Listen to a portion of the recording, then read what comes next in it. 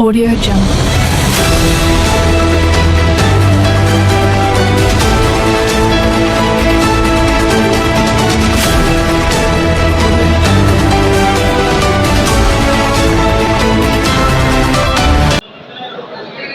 سر پہلے آپ اپنے خاندان کے پس منظر کے بارے میں کچھ آگاہ کریں. بسم اللہ الرحمن الرحیم. میرے والد صاحب عبدالحمید قریشی مرحوم سینئر وکیل تھے. 69-70 میں لا کیا پشاور سے، پھر یہیں پریکٹس اسٹارٹ کی. اس کے بعد بس ہم یہیں سیٹل ہو گئے. پھر 98 میں وہ فوت ہو گئے. پھر میں نے 94 میں پریکٹس اسٹارٹ کی. سر ابتدائی تعلیم کے ساتھ اعلیٰ تعلیم کے بارے میں آپ آگاہ کریں. میری بس تعلیم پشاور سے ہوئی ہے. میں نے LLB پشاور سے ہی کیا ہے، خیبر لا کالج سے 93 میں 92 میں 93 میں. پھر ہم نے پریکٹس اسٹارٹ کیا، لائسنس وغیرہ ہوا. پھر میں کانٹریکٹ پہ چلا گیا تھا جوڈیشری میں، سول جج ہو گیا تھا. اور وہ کچھ 4-5 سال ادھر رہا. تو پھر باقاعدہ پریکٹس جو ہے وہ میں نے اسٹارٹ کی، ریزیوم کی ہے 2004 میں. 2004 سے اب تک. سر موجودہ نظام تعلیم کے بارے میں آپ کی کیا رائے ہے؟ نظام تعلیم تو پاکستان کا سب کہتے ہیں لیکن ایک نہیں ہوتا، مختلف ہیں.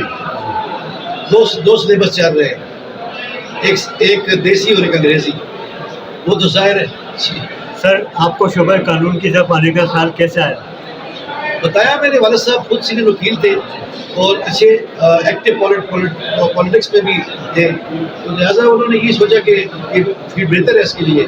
تو بس میں ان سے انسپائر بھی تھا اور مجھے شوق بھی تھا. میں نے اس لیے لا کیا اور جوائن کی.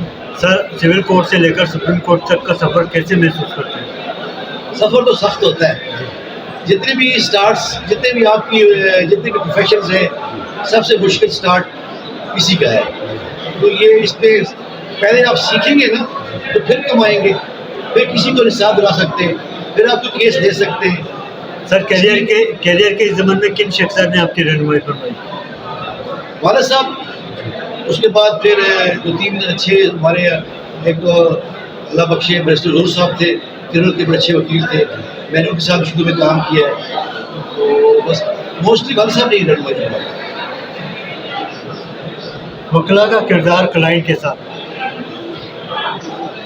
وکلا کلائنٹ کے مسائل کے حل کے سلسلے میں کیا کردار ادا کرتے ہیں؟ دیکھیے، پروفیشنلی جب ایک بندہ آتا ہے ہمارے پاس، جو بھی پارٹی آتی ہے ہماری پرابلم ہے، اس کو ہم پھر قانون کے دائرے میں دیکھتے ہیں اس کا ریلیف بنتا ہے کہ نہیں بنتا. پھر اس کے مطابق ہم اس کا کیس تیار کرتے ہیں، اس کو ٹریٹ کرتے ہیں. تو لازمی بات ہے وکیل جو ہے وہ کلائنٹ کی فیور میں ہی بات کرتا ہے، اس کے لیے اچھا ہی سوچتا ہے. اور موسٹلی ہمارے وکیل جو ہیں بلکہ 90% آنیسٹلی اپنے کام سے مخلص ہوتے ہیں. سر آپ ماشاء اللہ سول جج بھی رہ چکے ہیں، جی جی. ممتاز قانون دان بھی ہیں. ماضی اور عارضی کی عدالتوں کی کارکردگی، ججمنٹ، جوڈیشری کے حوالے سے آپ کی کیا رائے ہے؟ ڈپینڈ کرتا ہے. ہمارے صوبے کی تو اچھی ہے ڈسٹرکٹ جوڈیشری. ڈسٹرکٹ جوڈیشری کا مطلب civil courts and appellate court جو سیکنڈ ججز کی کورٹس ہیں اور ٹریبیونلز وغیرہ ہیں، بہت اچھی ہے، کارکردگی اچھی ہے. اور ابھی ہمارے ہائی کورٹ میں بھی ایک پرابلم تھا. ہائی کورٹ ہمارا بہت صحیح جا رہا تھا، لیکن چونکہ 3-4 سال پہلے جب وہ 6-7 ڈسٹرکٹ مرج ہوئے نا فاٹا والے، تو اوور برڈن ہو گیا. تو اس وجہ سے اب تھوڑا سا ڈیڈ لاک ہے، لیکن وہ نکل جائے گا جب یہ اسٹرینتھ ہائی کورٹ کی مزید بڑھ جائے گی، پوری ہو جائے گی. لیکن وجہ صرف 2-4-5 سالوں میں مینلی وجہ یہی ہے کہ 7-8 ڈسٹرکٹ مرج ہوئے ہیں اور وہ بڑے تھکلی پاپولیٹڈ ہے اور ان کے بڑے زیادہ لیٹیگیشن ہے. تو اس وجہ سے یہاں پہ آپ کو پہلے 21 ڈسٹرکٹ تھے، اب 28 ہو گئے، 29 ہو گئے. فرق تو پڑتا ہے نا، اسٹرینتھ ہوئی ہے. سر عدلیہ کے حالات آپ کے سامنے، آپ کی کیا رائے ہے؟ حالات کس طرف جا رہے ہیں عدلیہ کے؟ حالات تو ایسے ہی رہتے ہیں. یہ تو مطلب یہ ایسا ہے کہ عدلیہ کو، ہماری پاکستان کی عدلیہ کو، mainly supreme court of Pakistan کو ویسے ہی انڈلج کیا جاتا ہے. وہ نہیں چاہتے، لیکن سیاستدانوں کی لاپرواہی، غفلت، کچھ ان کی غیر ذمہ داری کی وجہ سے سارا برڈن اور سارا جو ہوتا ہے نا اینڈ آگے سپریم کورٹ پہ آ جاتا ہے. سپریم کورٹ خود کبھی کسی سے نہیں پڑتا, مجبور ہو جاتا ہے, اور مجبوری میں پھر وہ فیصلہ دیتا ہے. جس کو پسند ہوتے ہیں کہتے ہیں واہ واہ, جس کو پسند نہ ہو تو کہتے ہیں کہ میرٹ پہ نہیں ہوئے. لیکن کبھی بھی آپ نے دیکھا ہوگا کہ اس پچھلے 30-35 سالوں جو ہم نے دیکھا ہے, ان کی غیر ذمہ دارانہ پالیسی رویے کی وجہ سے کسی سپریم کورٹ میں آتے ہیں. اور سپریم کورٹ کا کام ہے.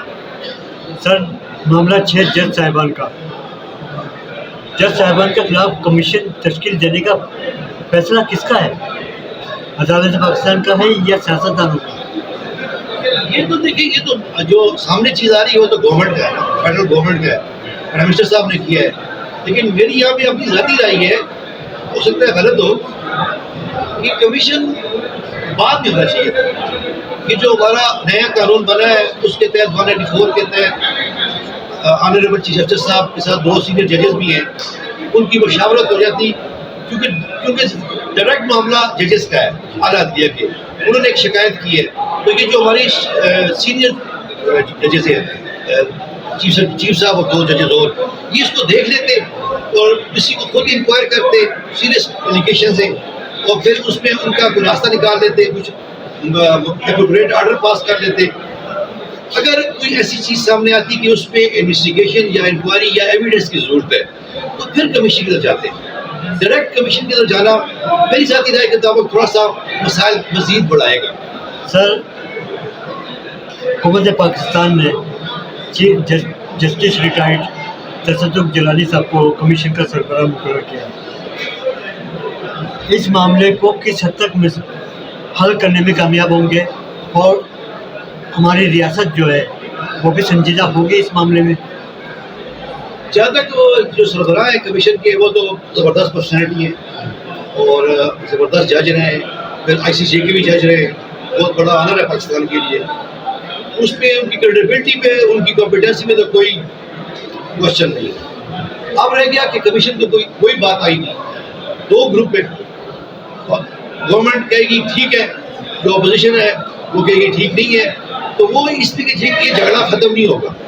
جھگڑا ختم کرنے کے لیے ضروری ہے, جو میں نے پہلے بات کی اس پہ ہو جاتا تو بہتر ہے. تو کمیشن کی جو تھی حکومت کا فیصلہ بنانے کا تھوڑا جلد بازی میں ہوا. سر قانون آئین بنانا پارلیمنٹ کا کام, پاسداری عدلیہ کی, عمل درآمد بھی عدلیہ کا, لیکن عمل درآمد پر سوالیہ نشان, ذمہ دار کون؟ نہیں, عمل درآمد تو عدلیہ کام نہیں ہے. عمل درآمد تو ایگزیکٹو کرتی ہے.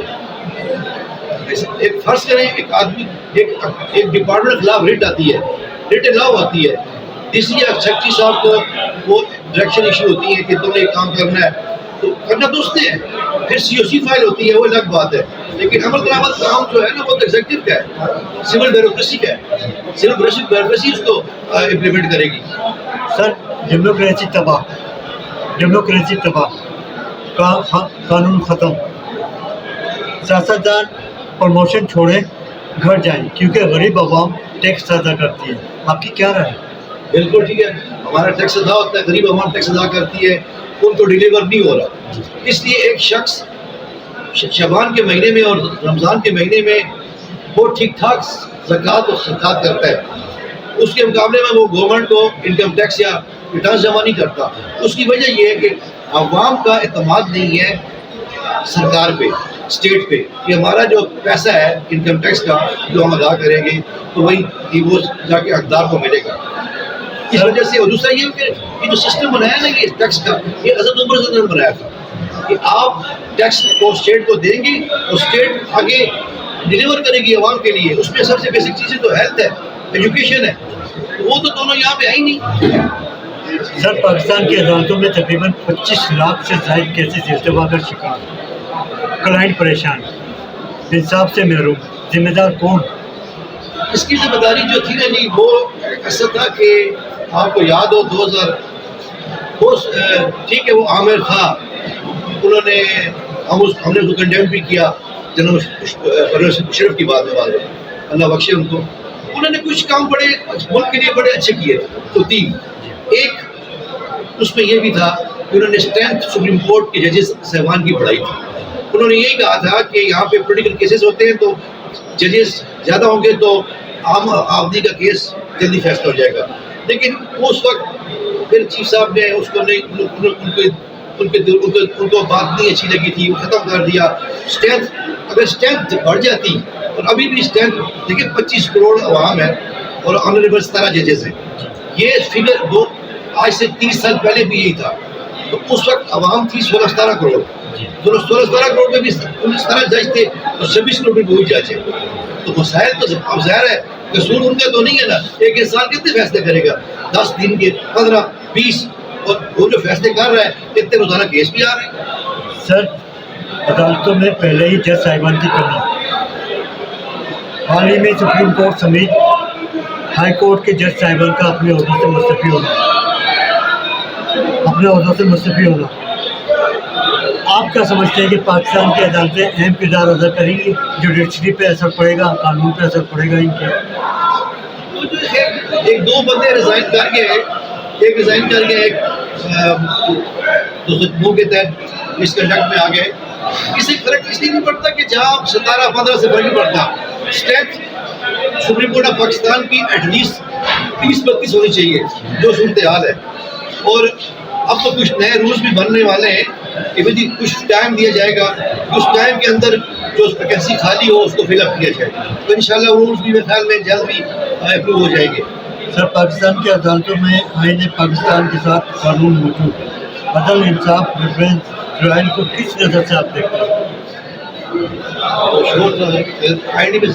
پاکستان کی عدالتوں میں آئین پاکستان موجود, قانون موجود, عدل, انصاف, ریفرنس اور ٹرائل کو آپ کس نظر سے دیکھتے ہیں؟